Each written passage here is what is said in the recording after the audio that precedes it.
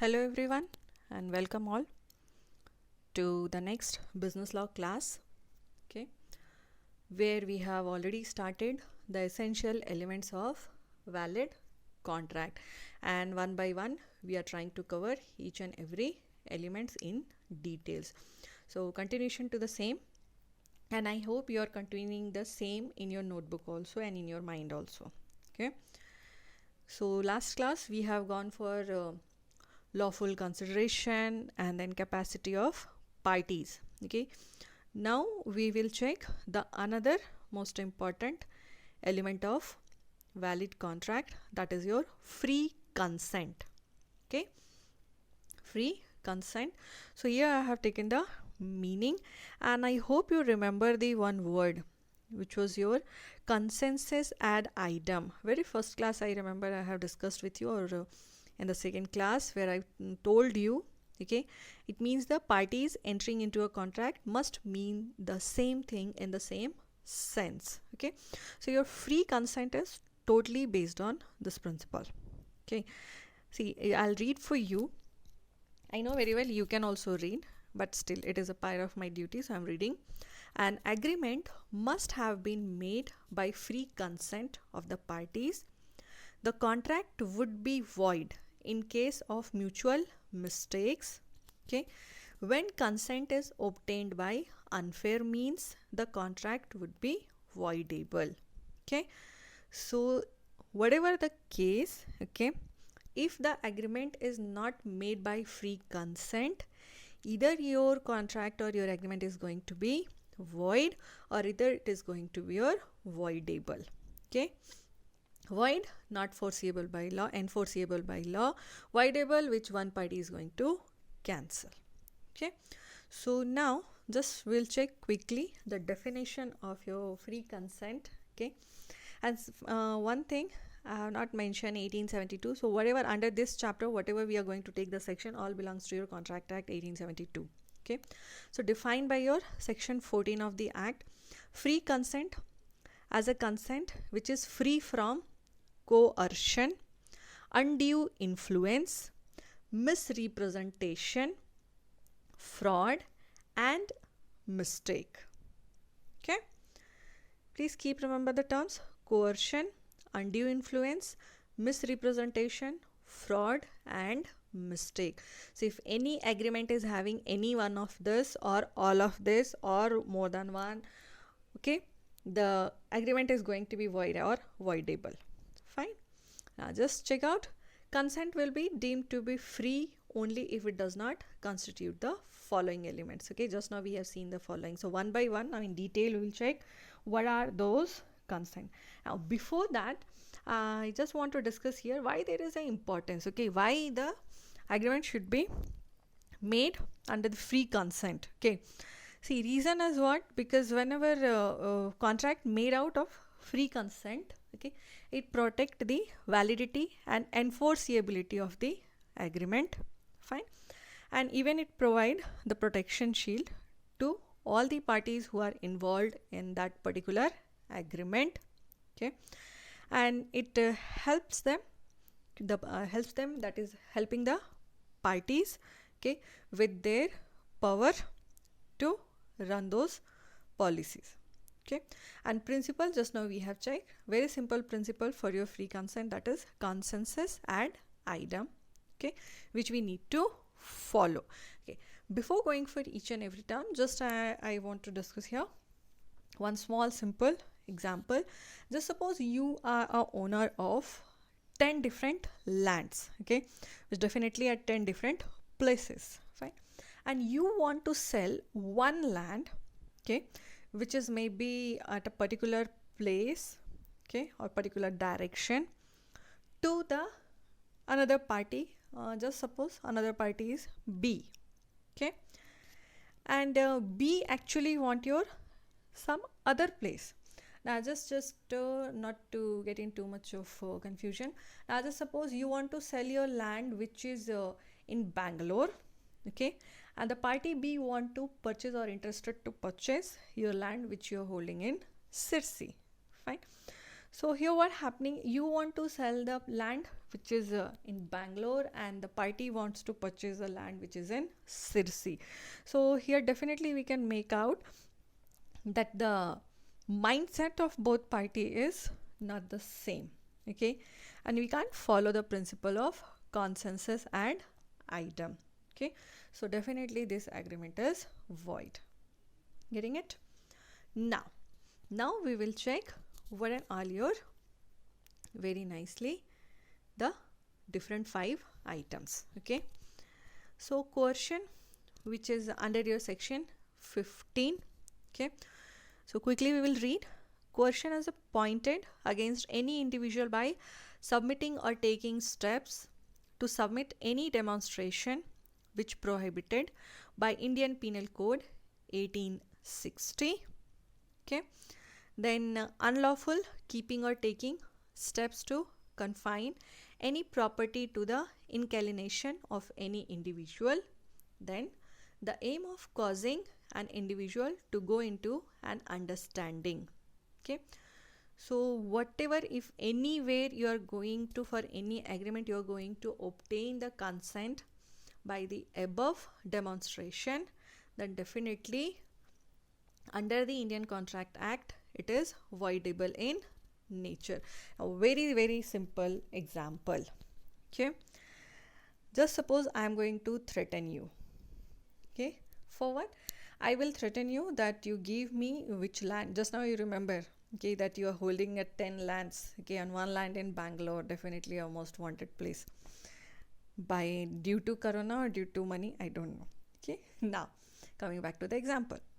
So maybe I am going to threaten you that not maybe, actually in example, actually I am threatening you to sell your that particular Bangalore land to me just for 1 lakh rupees, and if you are not going to sell it to me for 1 lakh rupees, I will kill you. Okay, so what happened generally, or even though not you and me, generally in your very so-called great movies also it happens, what, that the another party is so weak, okay, mentally, physically or whatever, okay, so weak, so that party just want to save his life, so he used to sell that land just for 1 lakh rupees. Okay, but please keep remember, this agreement is not valid. Okay, reason is what? It is that particular sale, that particular land, okay, you are selling or transferring to me by coercion. Okay, so that is not allowed. Okay, and that agreement is going to be invalid. Clear? Now the next we have undue influence. Okay, and when we talk about the undue influence, so let's first check out the definition. According to section 16, implies an individual predominant the desire of the other by utilizing the situation to procure an out of line advantage over the other. Now, when and all it happens, where a person has a real or apparent authority over the other, where a person has a fiduciary relationship with the other, where a person enters into a contract with another whose mental capacity is affected. Okay, it can be on temporary basis or permanent basis. So if anything, any agreement where you have gone for the above terms, these all comes under your undue influence. Okay, now just coming for an example. Okay, so again, best example, A and B. No, I think nowadays more than A and B, another best example is you and I. Okay, because last somewhere already I have told, we are very good friends and same time we are very good enemies also. Exactly. So let's take example of you and me only. Okay, and just for example I'm saying this. Okay, now as you know, I'm your boring lecturer. Fine. So definitely I have some authority over you. Okay, I am on some position where maybe I can use that position over you for my advantage. Okay, now how that is possible? Just suppose I will tell you, okay, I'll uh, I'll help you to cheat in the exam, and I'll make sure that you're going to pass all the exams. Okay, but for that you have to just do one thing. Okay, what is that? You have to sell me your, see, I'm not going to leave your land which you are holding in Bangalore. Okay, sell me your Bangalore land, and I'll make sure that you're going to pass all the 3 years of BCom. Fine. So just sell me that your Bangalore land just for 1 lakh rupees. Again. So what is happening? Okay, one person who is on a position, okay, that is I, and you are under me, and I'm trying to influence you, okay, which is definitely not legal one. Okay, it is totally illegal. Okay, I shouldn't do like this. Clear? So if I am going to buy your Bangalore land under with these conditions, then again it is an example of undue influence, which is not allowed by the law. Okay, or even you have seen so many places, like in, just suppose in any company, employer is going to sell his one of the property at a very low price to his owner or boss, just in order to get the promotion, or in order to get sure his job security, or just in order to get a special project, or a special appreciation, or hike in salary. Okay, but whatever the case, okay, these all will come under your undue influence and not enforceable by law. Clear? Now we'll move to the next, which is fraud. Very nice, no? Small word, fraud. And so easily we use these words for others. Okay, that person do so many frauds, that person did so many frauds and all. And definitely we don't like it. You always use it for bad terms. Okay, so here also it is for a bad term only. It is under your section 17. So quickly again we are going to read the terms and conditions. Fraud means and includes any of the following acts committed by a party to a contract. Okay, it can be the suggestion as a fact of that which is not true, but one who does not believe it to be true.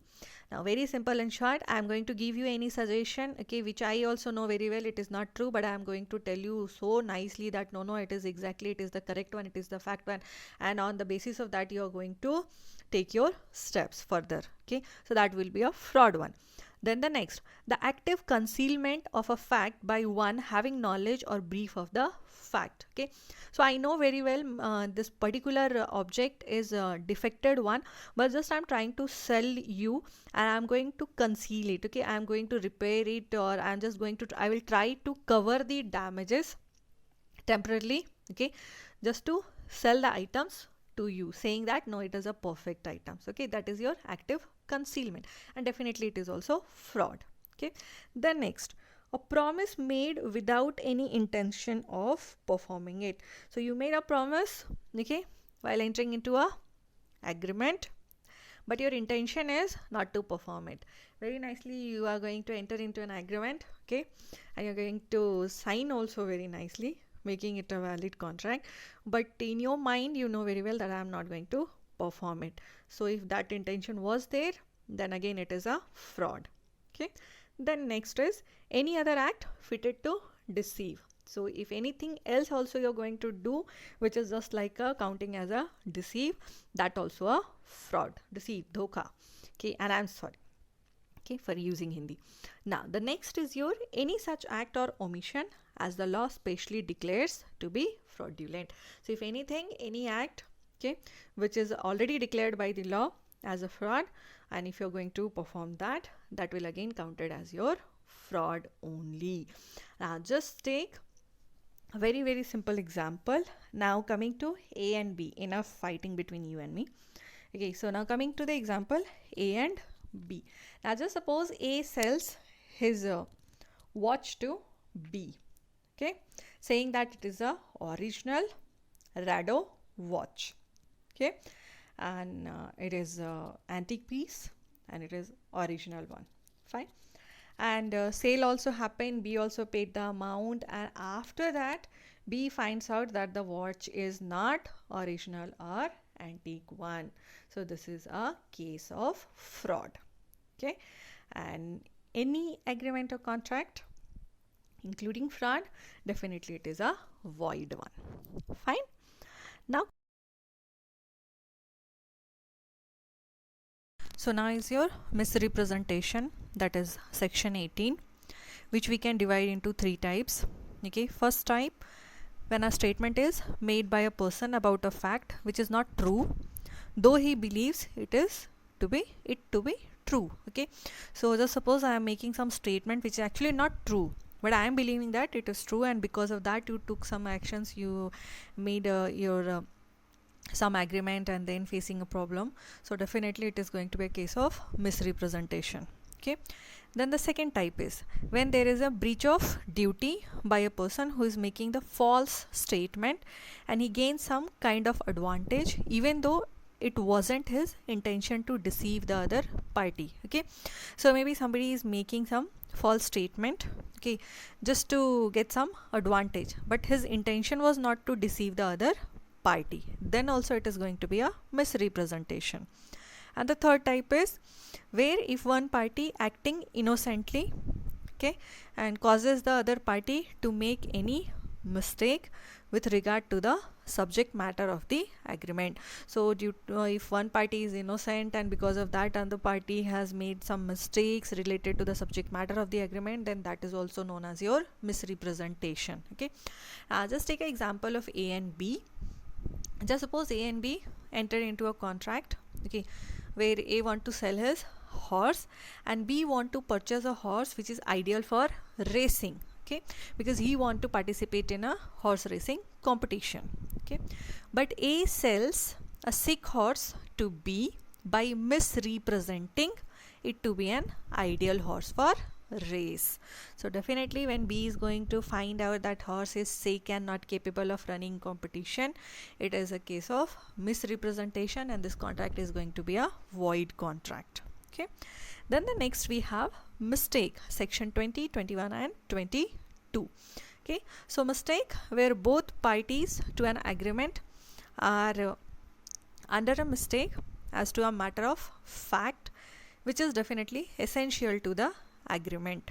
Now mistakes can be both. One is your unilateral, that is one party is under mistake as to matter of fact, and the another one can be bilateral, that is both party to agreement are under mistake as to matter of fact. Okay, now just suppose A and B, again the favorite examples. A and B, A made an offer to B to sell his scooter, okay, where A intention was to sell his 3G scooter, but B believed that A would sell his 4G scooter. So definitely there is a no proper communication and fact got mistaken, and definitely it can't be a effective agreement. Okay, so make sure your valid contract is going to be under free consent. Okay, all the parties agreeing for the same thing in the same sense and free from all the 5 special things, that is your coercion, fraud, undue influence, misrepresentation and mistake. So for the day this much. Okay, thank you, keep learning.